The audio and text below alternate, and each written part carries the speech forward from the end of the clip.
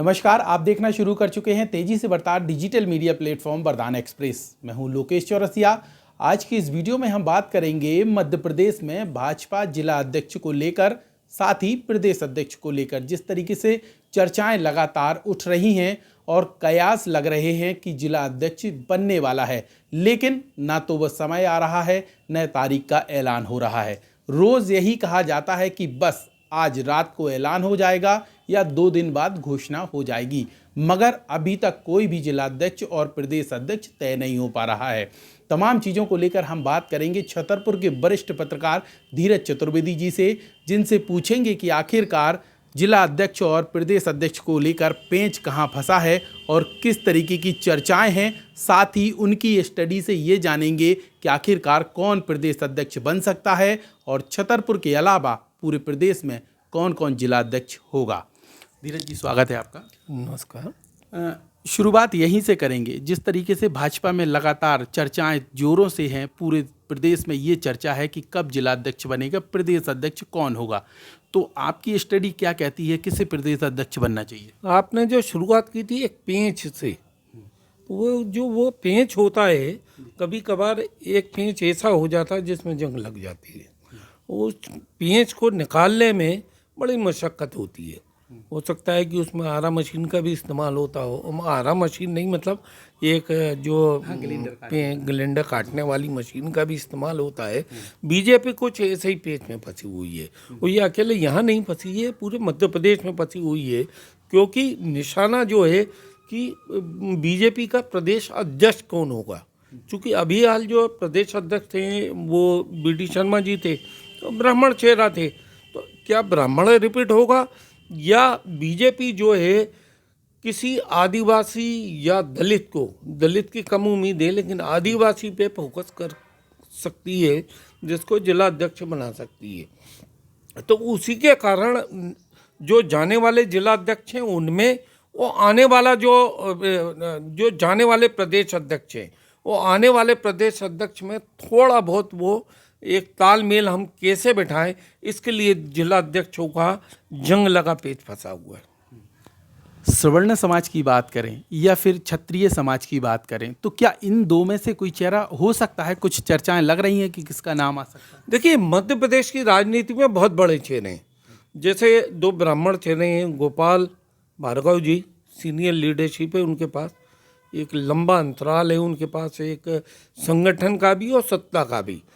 इसी तरह नरोत्तम मिश्रा भी है जो हाशिए पे आजकल, तो ये भी हो सकता है।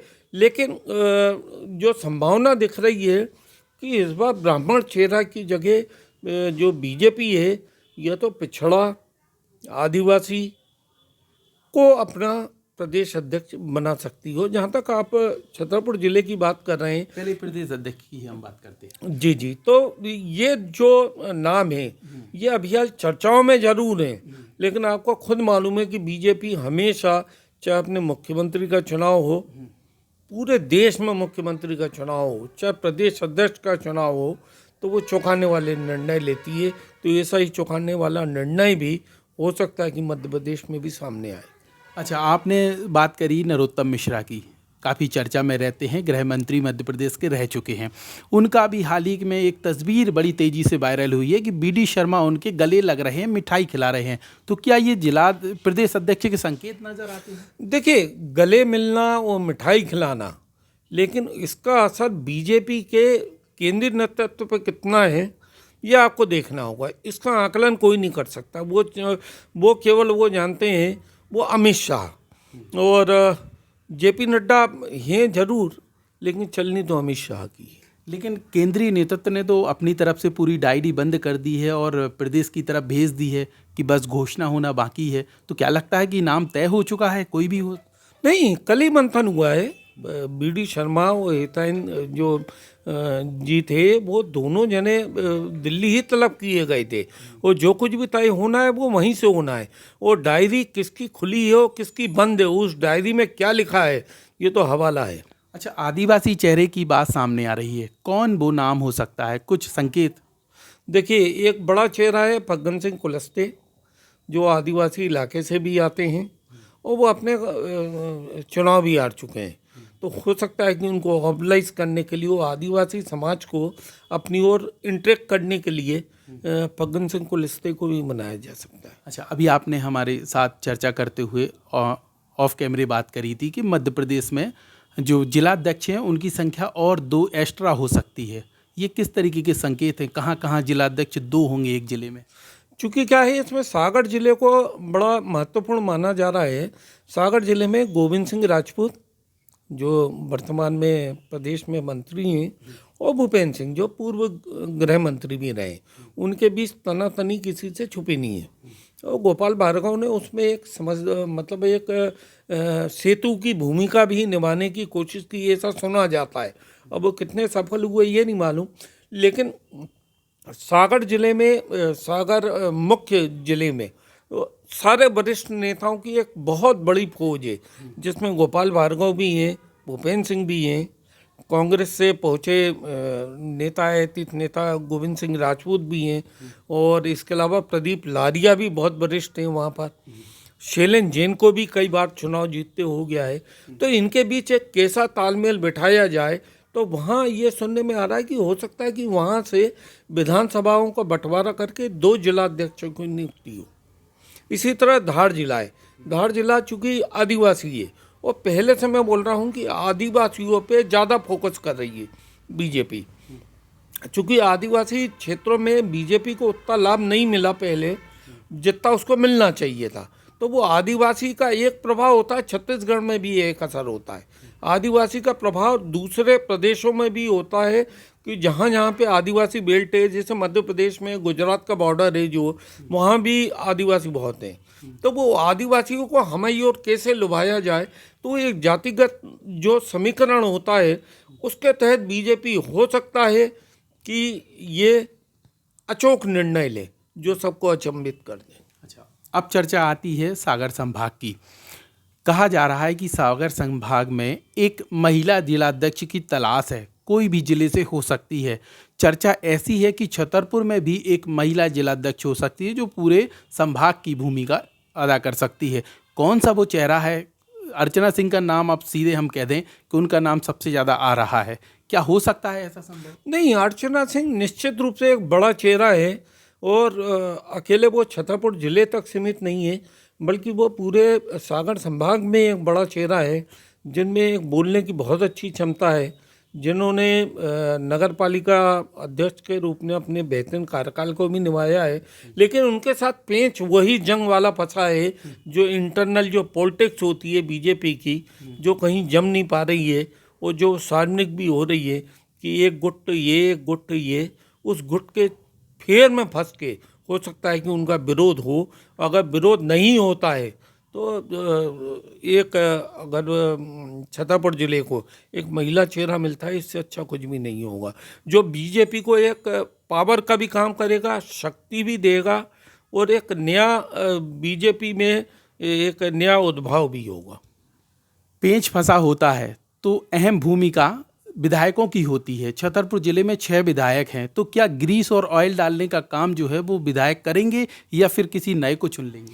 देखिए, यहाँ पे विधायकों की कोई अहमियत नहीं है, यहाँ तक कि मंत्री की भी अहमियत नहीं है। क्योंकि क्या है, आपको हमने एक झुंझुना पकड़ा दिया, आप मंत्री तो बन गए, लेकिन आपको पावर कुछ भी नहीं दिए। हमने कल ही देखा कि एक बड़ा वो इंसिडेंट हुआ कि वो राजनगर के विधायक जिन्हें बी.डी. शर्मा का मतलब एकदम बहुत करीबी माना जाता है, दूसरा बी.डी. शर्मा उन्हें माना जाता है, वो जो भेजते हैं 2 मरीजों को भेजते हैं, और डॉक्टर जो है उनसे निजी अस्पताल में पैसा ले लेता है। तो आप विधायक की अहमियत कहाँ रही? तंत्र की अहमियत है। तो इसी तरह है कि पावर तो चलेगा अपर लेवल का, जिसकी जितनी अप्रोच होगी वो उस मुकाम तक जाएगा। छतरपुर जिला अध्यक्ष की बात है, महिला का तो आपने तस्वीर साफ कर दी। अगर पुरुष में अगर ये नंबर आया तो कौन हो सकता है? सुन रहे हैं कि रिपीट भी हो सकता है। रिपीट होगा तो क्यों होगा, क्या वजह है उसकी? चूँकि जो नया फार्मूला पता पड़ा है वो ये है कि जो 4 साल से हैं जिला अध्यक्ष, उनको रिपीट नहीं किया जाएगा। लेकिन चूँकि यहाँ चंद्रभान सिंह जो है 7 महीने से, तो मे भी पॉसिबल कि वो हो भी सकते हैं। दूसरा है, जैसे आप जयराम चतुर्वेदी, तो जयराम चतुर्वेदी की इसलिए उम्मीदें कम लग रही हैं क्योंकि बीजेपी ने जो अभी हाल जो नगर मंडल, ये जो मंडल अध्यक्ष होते हैं, इसमें सबसे ज़्यादा ब्राह्मण को चुनाव जीते हैं। उसमें जो क्षत्रिय हैं वो भी कम हैं, लेकिन सबसे अधिक जो हैं वो ब्राह्मण चेहरे हैं। तो ब्राह्मण चेहरे अधिक होने के कारण उसका एक काउंटर के रूप में, जिसमें एक मैसेज जाए कि हम सभी जातियों को लेकर साथ में चलते हैं, इसलिए उन्हें चेंज करना होगा। क्योंकि जितनी ब्राह्मण की अहमियत है यहाँ पर, उतनी अहमियत यहाँ पर क्षत्रिय की भी है। जयराम चतुर्वेदी की आप बात कर रहे हैं, हमें जब से पत्रकारिता हमने संभाली, हम देख रहे हैं कि हर बार जयराम चतुर्वेदी का नाम आता है, कहा जाता है कि इन लोगों की रायशुमारी में जयराम चतुर्वेदी शामिल हैं, लेकिन कभी वो जिलाध्यक्ष नहीं बन पाए। इसकी वजह क्या है? रायशुमारी में इसलिए नहीं बन पाते हैं क्योंकि क्या है, वो थोड़ा बहुत जो जाति समीकरण है उसमें उलझ जाते हैं। और दूसरा ये है कि ये उनका दुर्भाग्य, जबकि उनको जिला अध्यक्ष बनना चाहिए, उसमें जातियों में उनका विभाजन भी नहीं करना चाहिए। जो पार्टी के लिए ताकत से काम करे, जो पहले से करते आए, आज से 25 सालों से करते आए। जब मुझे याद है कि जब मेरे पास एक अखबार का मैं ब्यूरो हुआ करता था, वो जब ये आधुनिक जो मीडिया की जो सुविधाएं हैं वो नहीं हुआ करती थी, जब वो अपने टूटे स्कूटर से विज्ञप्ति बांटने आया करते थे, जब बीजेपी जो है सत्ता में नहीं थी। और उस समय जो जिंदा किया है बीजेपी को, वो जयराम चतुर्वेदी जैसे लोगों ने किया है, लेकिन उनका दुर्भाग्य। क्या लगता है कि भाजपा जो है वो फर्श बिछाने वाले या कुर्सियां उठाने वाले कार्यकर्ताओं को ज़्यादा तवज्जो नहीं देती? ऐसा कुछ भी है क्या, या बाहर से आए हुए लोग? देखिए, बोला तो यही जाता है कि जो भी वो फर्श बिछाता था, जैसे मोहन यादव हैं, उनका नाम ही नहीं था मुख्यमंत्री की रेस में, लेकिन उनको बोला देखो जमीनी कार्यकर्ता को हमने वहाँ तक पहुँचा दिया, मुख्यमंत्री बना दिया। लेकिन वो जमीनी कार्यकर्ता नहीं थे, वो कई बार के विधायक थे और लिटरेट आदमी है, मतलब एक जो एक एजुकेशन से रिलेटेड भी रहे, शिक्षा मंत्री भी रहे, ये सब रहे हैं। तो कहने को तो ये है कि बीजेपी में सभी जमीनी कार्यकर्ता हैं, कोई दूसरा कार्यकर्ता नहीं है। अच्छा, प्रदेश के जिला अध्यक्षों की अगर बात करें तो उड़न खटोला से कितने लोग बैठकर आने वाले हैं जो सीट पर आसीन हो जाएंगे? सीधे आएंगे तो उड़न ही खटोले पे, जितने भी आएंगे उड़न ही खटोले पे बैठ के। जो दिल्ली से उड़न खटोला उड़ेगा, एक डायरी लेके उसको अंतिम मोहर लगानी पड़ेगी यहाँ के बीजेपी के प्रदेश संगठन को। तो आना सभी को उड़न खटोलों का एक पुराना गाना भी है, उड़न खटोले पे बैठ के आ जा। तो वो उड़न ही खटोले पे बैठ के सब आएंगे और वो थोपे जाएंगे। हाँ, और कोई सहमति उसमें नथेंगे, जैसे हमने मंडल अध्यक्ष में देखा, वोट किसी को दिए, बन गया कोई, तो ऐसे ही उड़न खटोला भी उड़ेगा। अच्छा, लेकिन छतरपुर जिले में संभावित क्या कहें, फाइनली कहें कि क्षत्रिय ही जिला अध्यक्ष होगा? हाँ, हो सकता है कि क्षत्रिय होगा यहाँ पर, क्योंकि राजेश प्रजापति का जो नाम चल रहा है वो कंट्रोवर्सी में बहुत ज़्यादा विवादित बहुत ज़्यादा। वो रेत घोटाले से लेके वो सभी में अभी तक हैं, वो आपराधिक है, उनके पारिवारिक पृष्ठभूमि ये सब जो है वो उनके आड़े आती है। और चूंकि क्या है कि वहाँ पे 36 कहाँ खड़ा है मंत्री जी वर्सेज वो, तो मंत्री जी थोड़ी चाहेंगे कि हमारा कोई एक रिवाइवल जो है वो हमारे प्रदेश मतलब वो जिला अध्यक्ष बन जाए, तो हमारी कन्नी काटने लगे। और ब्राह्मण समाज से इसलिए हमें लगता संभव नहीं है क्योंकि जी जो विधायक हैं वो ज़्यादा ब्राह्मण हैं। ब्राह्मण नहीं, एक्चुअल में क्या है, वो मंडल अध्यक्ष ज़्यादा हैं ब्राह्मण। अच्छा, तो आप जब मंडल अध्यक्ष ज़्यादा हैं ब्राह्मण, तो एक विधायक का क्राइटेरिया हम छोड़ के वर्तमान में संगठन को देखें, वो संगठन से अलग है। जो विधायक का जो क्राइटेरिया है वो संगठन से अलग है, लेकिन मंडल अध्यक्ष जो हैं वो ब्राह्मण समाज से, तो इसलिए वो दूसरे पे दाव लगा सकती है बीजेपी। अहम जानकारी के लिए बहुत बहुत धन्यवाद। तो इस तरीके से छतरपुर के वरिष्ठ पत्रकार धीरज चतुर्वेदी जी ने वरदान एक्सप्रेस से बात करते हुए बताया कि कैसे प्रदेश अध्यक्ष के लिए पेंच फंसा है और जिला अध्यक्षों को लेकर भी किस तरीके की कशमकश चल रही है और प्रदेश में 2 एक्स्ट्रा जिला अध्यक्ष हो सकते हैं। इस तरीके के भी संकेत उन्होंने दिए हैं और छतरपुर को लेकर क्षत्रिय समाज के जो लोग हैं वो ज़्यादा एक्टिव हैं, चूँकि उन्हीं में से एक जिलाध्यक्ष बन सकता है। अर्चना सिंह के भी चांस ज़्यादा नज़र आते हैं। अगर सागर संभाग में किसी महिला का नाम है तो अर्चना सिंह का नाम सबसे ऊपर देखा जा रहा है। अब देखना होगा कि जो केंद्रीय नेतृत्व है वो किसे जिलाध्यक्ष बनाता है और प्रदेश की कमान किसे दी जाती है। फिलहाल वरदान एक्सप्रेस के इस वीडियो में इतना ही। अपना ख्याल रखिए, सुरक्षित रहिए और हर अपडेट, हर जानकारी जानने के लिए लगातार देखते रहिए वरदान एक्सप्रेस।